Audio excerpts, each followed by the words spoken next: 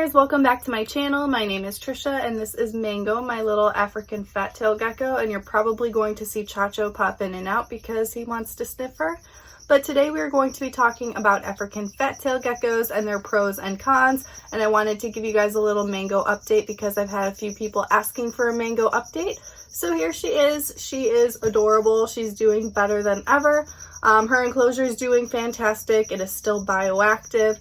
I did give her a heat source from the top and I noticed that she was far less active, so I just went ahead and gave her a heat pad again and she's back to her normal active self. She's been hunting and doing everything really well with substrate. So she was the gecko that would not eat with substrate before, but ever since I put her on Josh's frogs biobedding, she decided it was okay and she eats just fine on substrate and she's doing better than ever. So I just wanted to give you guys a little update and show you guys her cute little face because she is adorable. So we're going to go ahead and move along with the video, and I'm going to put her back because I don't want to stress her out and have her out the entire video. So we are going to move along and talk about the pros and cons of African fat-tailed geckos. And I'm really excited for this because I feel like I don't make enough videos on them. So if you guys have any video ideas that you would like to see on African fat-tailed geckos, please go ahead and leave it in a comment for future video ideas, because I feel like they aren't talked about enough. They're very underrated, and they're honestly, like, in my opinion, if I were to choose like the #1 best reptile for a beginner, it would absolutely be an African fat-tailed gecko. And people may find that crazy because it's like commonly like a leopard gecko or maybe a crested gecko, but I think that they're just so much more superior when it comes to being a beginner reptile, and they should get some notoriety for it. So the very first pro about African fat-tailed geckos is that they stay a pretty small size. So they are very similar to leopard geckos, but they actually stay a little bit smaller than leopard geckos, which means that they may not require as much space, but it's best to give them as much space as possible, just like any other reptile. But they do stay between like 7 and 9 inches, which can make it a little bit easier for handling, especially if you have a young child and you're trying to introduce them to reptiles. An African fat-tail is such a good size for a young person, or just for anyone that might be a little fearful of reptiles, because they're just so small. They're just like a perfect little handful. So when it comes to the cons, it was honestly very difficult to come up with cons, but I think I was able to navigate this pretty well and see it from like all points of views. So the first con that I put for an African fat-tailed gecko will not be viewed as a negative by everyone. I'm just trying my best for this video. But the negative is that they are nocturnal. So that means that these geckos are not active at all during the day, and then they come out at nighttime. This can be viewed as a negative from some people because they may want to see their reptile out and about during the day and be able to observe them, and that's just not something that you're really going to see with an African fat-tailed gecko because they're going to be sleeping during the day. So it is something to keep in mind and definitely something to consider before you get one. The second pro about African fat-tails is probably like one of their best qualities of all, and that is that they have the best personalities. They're so docile and they're so relaxed. So this does depend on the gecko. There's always going to be like one gecko that's kind of feisty. All of them have their own personalities, but for the majority, most of them have a very similar calm demeanor, and they have like the cutest personalities. It's so cute when you see them come out to hunt, and they just, when you hold them, they're just really relaxed. They aren't trying to get away from you, and all of those things just go into the personality factor and just really shows that these geckos are very personable and definitely not really defensive. They kind of are just like little babies, honestly. Like, they're not really known to bite you. I've never heard of one biting. I'm sure that there's someone has a feisty African fat-tailed gecko and it may have bit them or something, but that is just highly uncommon for an African fat-tail. They're just extremely laid-back geckos, and that also goes into why they are such great beginner reptiles. The second con about African fat-tailed geckos is that they can be kind of hard to find. It doesn't seem like a lot of people breed them, so if you guys know any good breeders for African fat-tailed geckos, I would really appreciate it if you would leave their name in the comments and their location, because people are always asking me, and I got Mango from Gecko Talk on Instagram. She goes by Creatures by Sunny on Facebook, And I don't know if she's breeding anymore. She hasn't posted anything for a year, and it looks like her website is down now, so I don't know if she's continuing breeding anymore. So other than her, I don't know any other breeders off the top of my head. So if you guys know, please go ahead and leave it in a comment. But compared to leopard geckos, which you can see at like any pet store, you see them all over at reptile shows and everything, they are very hard to come by. You do not see them as often. So getting one as a pet is definitely far more work than some of the other typical reptiles that you see in the industry. So that is a con for them, because if they were easier to find, I think we would hear about them more. But it's definitely worth the effort of getting one.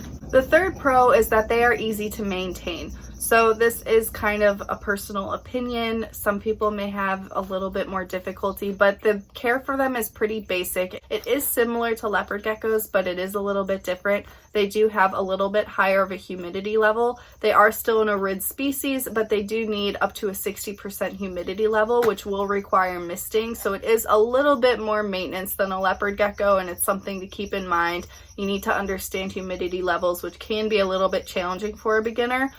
But if you have that, or if you just miss down the enclosure, and you're using the proper substrate and you've basically done your basic research, they're very simple to take care of. The third con is because they can be kind of difficult to find, they are also more expensive. So again, I'm just comparing them to leopard geckos. I've done an entire video comparing the two already, but most people confuse these two geckos and they are very similar. So I do just want to bring up a couple of these things again.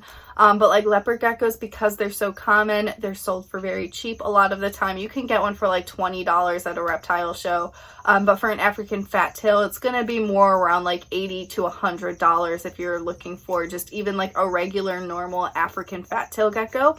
Mine wasn't normal, but she has like heterozygous genes for other fancy morphs. And I got her for $100.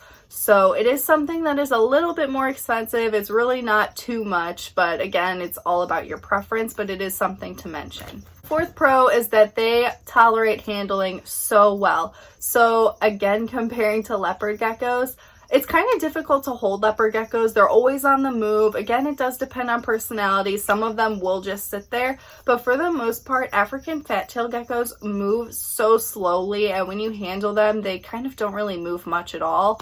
If they do move, again, it's a very slow manner. It's easy to deal with, which is so great if you are introducing them to a young child. It's definitely an ideal reptile for them to get used to reptiles with. So it's a great option. And again, they just have like the really like docile demeanor, very laid back, and that just makes handling a lot easier as well.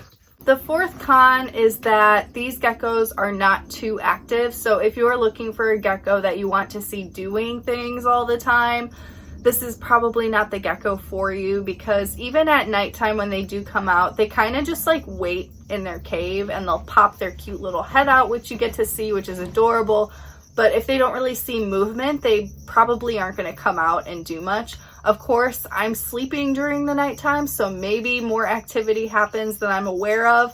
But it seems like a lot of other people that keep these geckos also say the same thing, and it seems like their geckos aren't too active. They are active when hunting, but that's pretty much it. So if you want a gecko that you can see out and about all the time, it's probably not a good idea to get an African fat-tail gecko.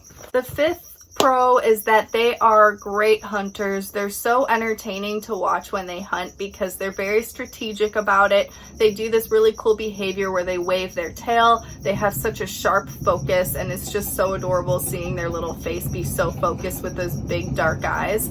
So it's something that's really fun to watch. She's one of my favorite animals to watch hunt. It's very entertaining for me. So I think that that should absolutely be a pro. The fifth con is that sometimes African fat-tail geckos can be a little bit picky when it comes to food. So this is not something that happens all the time. It does depend on the individual gecko, and this can happen with any type of a reptile. So it is just something to mention. You're always going to have some type of animal that is a little bit picky about the food that they eat.